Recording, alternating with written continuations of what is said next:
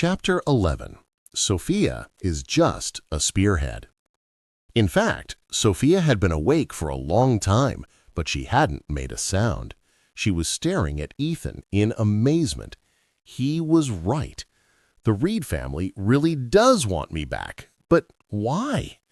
Sophia jumped in shock when she heard Ethan demand that Eric come personally to pick her up. Eric was always arrogant and full of himself. He would never agree to Ethan's request, not in a million years. Ethan was provoking him by forcing him to personally invite her back. Ethan hung up the phone. Fine, if Eric refuses to come, then forget it. Goodbye. Sophia shoved him. Are you crazy? How could you ask my grandfather to come and fetch me? I suggest we just go back ourselves and drop all of this. Clearly, something very serious is going on. I could hear it in their voices. No, just wait. 3, 2, 1. And sure enough, Sophia's phone rang the moment Ethan finished counting down. It was Hunter's voice. My father agreed to come pick you up. Now give me your address. The Star Hotel in University City. And what's your room number? Ethan cut in. No need for that. We'll come down ourselves when Eric arrives. He said this to prevent Eric from backing out. Huh? Is my grandfather really coming? Having lived under Eric's shadow since childhood, Sophia trembled, terrified. She was so frightened, she completely forgot Ethan's earlier prediction. Eric will invite you back himself. About half an hour later, a Mercedes-Benz stopped in front of the hotel. Soon, Eric was within sight. Come on, let's go down. Sophia's hands were shaking as she clung tightly to Ethan's arm, unwilling to let go. When Hunter saw her, he blurted out, Sophia, there you are. Get in the car. Grandpa wants to discuss something important with you. Sophia was stunned to see a gentle smile on Eric's face. When has my grandfather ever smiled at me before? Inside the car, Eric spoke. I'll get straight to the point, all right, Sophia. Didn't you once work on the Eco Super Flower Garden Development Project? Well, now's your chance. Mr. Alex from the Ministry of Construction requested that you present the proposal and explain the plan to them. You must give it your all. I believe you can do it. And so, just a few minutes before 8, Sophia and Ethan arrived at the office building of the official in charge of the project. Eric greeted them warmly. Miss Reed, you're here. Would Miss Reed and this gentleman like some tea or coffee? Ethan replied casually as he sat with elegance. 1 tea for me and a coffee for Sophia. Sophia was utterly astonished. That's Mr. Alex, the man in charge of administration at the Ministry of Construction. Even Daniel Cole had to bow when he saw him. Why is he being so polite to me? Eric turned to his secretary. Did you hear that? Go make the arrangements now. Then he said respectfully to Sophia, Miss Reed, please have a seat. Ethan nudged her. Come on, sit. Seeing her stiff as a board, he pulled her down to sit beside him. Soon after, the tea and coffee were served. Sophia lifted her cup with both trembling hands, while Ethan sat proud and domineering, radiating arrogance. Alex stood before them like a waiter, humble, respectful, not daring even to look Ethan in the eye. This was that legendary man. Sophia took a deep breath, stood up, and presented the proposal. Mr. Alex, I'm Sophia Reed. I'm honored to meet you, and here is my proposal. Please, take a look. Alex chuckled. Your ability speaks for itself, Miss Reed. We can put the proposal aside. We place our full trust in you. Sophia coughed nervously. When Alex met Ethan's terrifying gaze, he quickly snatched up the proposal and began reviewing it with several project leaders, while Sophia explained the details. About half an hour later, Alex stood up with a smile. We were right about you, Miss Reed. It's perfect. The plan is 99% flawless. After we make a few adjustments on our end, it will be perfect. Sophia whispered to Ethan, Does he mean we've got the project? Alex nodded. We received 33 bid submissions in the first round, and right now, Miss Reed has the highest score. We've already assessed the capacity of Sustainable Vision and the Reed Group. You're more than qualified to carry this project. Now we just need to follow procedure and sign the contract in 3 days. Sophia knew everything was settled. Ethan rose, pulled Sophia along, and said as they left, "Thank you." "What? No, no thanks needed." Hearing Ethan's words of thanks nearly made Alex collapse to his knees in fear. Even after they left, Sophia still felt like she was dreaming. Eric and dozens of others surrounded her outside. "Sophia, how did it go?" "We passed the first selection. I had the highest score, 99. Mr. Davis asked me to return in 3 days to sign the contract.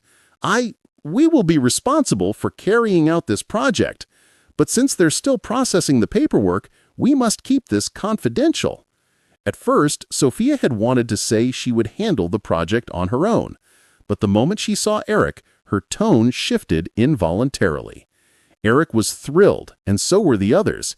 "Excellent! I'm so proud of you, Sophia. You're the pride of the Reed family." After all, this was a billion-dollar project. Sophia could recall only 2 times her grandfather had ever praised her. The first was when she married Ethan, the rising star, 6 years ago. And this praise felt unreal. Eric asked again, still a little uneasy, "Sophia, are you certain we've secured this project and all that's left is signing the contract in 3 days?" Sophia nodded firmly. "Yes, that's right. I'm sure." Eric breathed a sigh of relief. "Good. That puts my mind at ease." Afterwards, Ethan, Sophia, and the Reed family went their separate ways and returned home. Hunter laughed. "That was unexpected, Father. We really got the project. I even asked my friend to check with Mr. Davis's secretary. It's true." Eric's face lit up. "Yes, this is a great joy for the Reed family." Adam, after hesitating for a long time, finally asked, "Grandfather, are you really going to give Sophia full authority to handle this project? I'm worried that with Ethan's wild ambition, this project won't have anything to do with us when the time comes." Eric chuckled. "Oh, Adam, I've already thought about that. Didn't you hear me just now? The project is ours now. All we need to do is sign the contract in 3 days. After that, Sophia will have no value.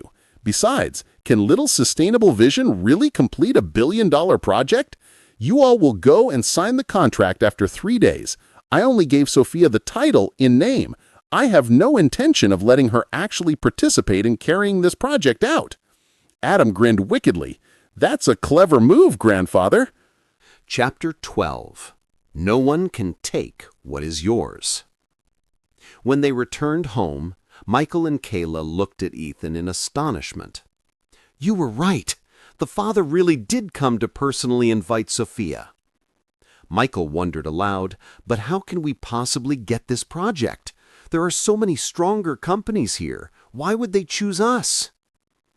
Sophia closed her eyes, waiting for Ethan's explanation. "Yes, why were they so insistent that I be the one to sign the contract?" She couldn't help but suspect that Ethan was the reason. Every single word he spoke kept coming true. Ethan asked calmly, "Don't you remember what Logan Hayes said at the banquet that night?" Michael immediately replied, "I understand now. That's what Logan Hayes meant. Of course, a big figure always keeps his word. I mean, who else do you think could order Mr. Davis around?" Sophia blushed with embarrassment. "I thought Logan Hayes was just saying empty words." Ethan smiled faintly.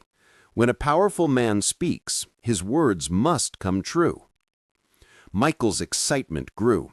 "My God, our family is about to soar to the heavens once we take on this project. Kayla, prepare the best dishes. We'll celebrate tonight." Perhaps because of their good mood, Ethan appeared even more charismatic in the couple's eyes. Sophia said softly, "Don't worry about finding a job, Ethan. Stay with me." "Of course, I'll make sure to help you well."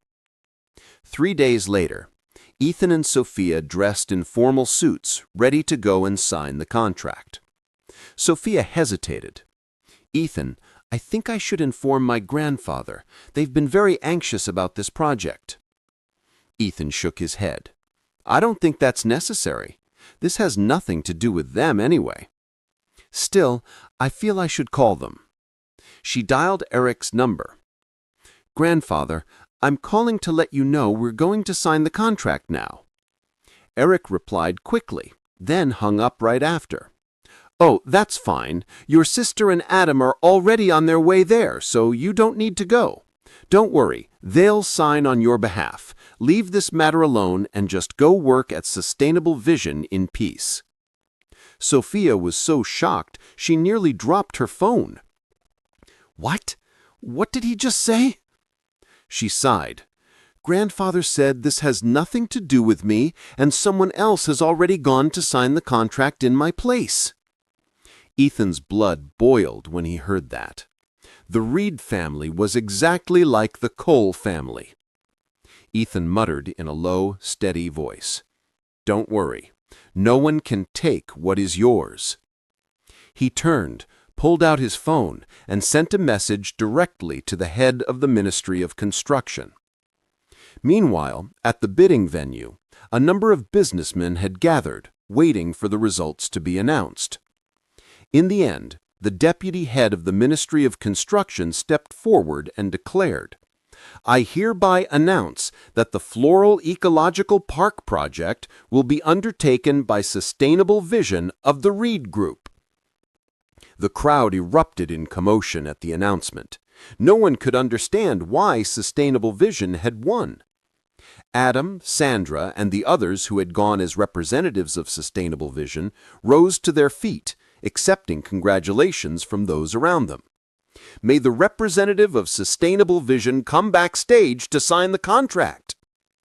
The actual person responsible for the signing, however, was Alex Davis. The deputy head had only come to announce the results. When he saw them, disgust flickered in his eyes. "Them? Where is Miss Sophia?" Adam stepped forward politely. "It's my pleasure to meet you again, Mr. Davis. Sophia is very busy at the moment, so she sent us to sign the contract on her behalf." Sandra added quickly, "Besides, the bidding results have already been announced. We're determined to take on the project, so what difference does it make who signs the contract, Mr. Davis?" Alex chuckled coldly. "Oh, there's a very big difference, my dear. Let me ask you something. For example, if you're here on behalf of Miss Sophia to sign the contract, would you sign her name or someone else's?" Sandra faltered. Of course, they hadn't planned to sign Sophia's name. They intended to sign Eric's name. After all, if they signed Sophia's name, wouldn't that make her the sole owner of the project? Jackson chimed in quickly. "By the way, Mr. Davis, perhaps you don't know, although the Reed Group has many subsidiaries, the true head is Mr. Eric Reed, who has absolute control over everything. This time, we'll be signing the contract under his name, with Sophia's approval, of course." Alex shook his head firmly. "That will never happen, my dear. I appointed Sophia Reed to oversee this project. I don't know who this Eric Reed is that you're speaking of. But since you insist, I'll call Miss Sophia myself. If she agrees, then I'll allow it." The three immediately panicked, knowing full well that Sophia had no idea about this and had never given her consent. Alex dialed Sophia directly. "Miss Sophia, may I ask, did you agree to let someone else sign the contract in your place and under the name of Mr. Eric?" The moment she heard this, she knew if she said yes, the project would no longer belong to her. But if she refused, she feared her grandfather would hate her for life. She was trapped, forced to choose between family ties and her own interests. She hesitated, on the verge of agreeing, when Ethan suddenly snatched the phone from her hand. He spoke firmly. "No, they haven't gotten your approval. What is going on here? At worst, I'll back out of this project and give it to whoever wants it." After hanging up, Alex glared coldly at Adam and the others. Realizing how grave the situation was, they lowered their heads, too frightened to meet his eyes. "I was clear, wasn't I?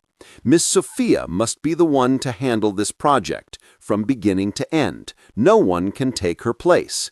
If you insist on this nonsense, I'll assign the project to someone else. There are plenty of people capable of managing it. Listen carefully. If you want this project, bring Miss Sophia here to sign the contract now. Otherwise, I'll consider it abandoned." Hearing this, the three fled in fear to avoid disaster. When Eric found out, he was stunned. "What? It really has to be Sophia? I thought anyone could sign." Hunter asked anxiously, "Father, what should we do now? Do we really have to let Sophia take on this project?" Eric scowled. "There's no other way. But even if she does, most of the profits will still fall into our hands. Sophia is still obedient to me. We'll give her a small portion when the time comes. After all, her little company of sustainable vision can't possibly manage such a project alone. They'll need our help." Someone asked nervously, "But grandfather, how do we make Sophia sign the contract? This is the second time already." Eric sneered. "I'll go and drag her there if I have to. I won't take no for an answer. Call her first." When they called, however, it was Ethan who answered. No need for you to come. We're busy." Then Ethan hung up directly.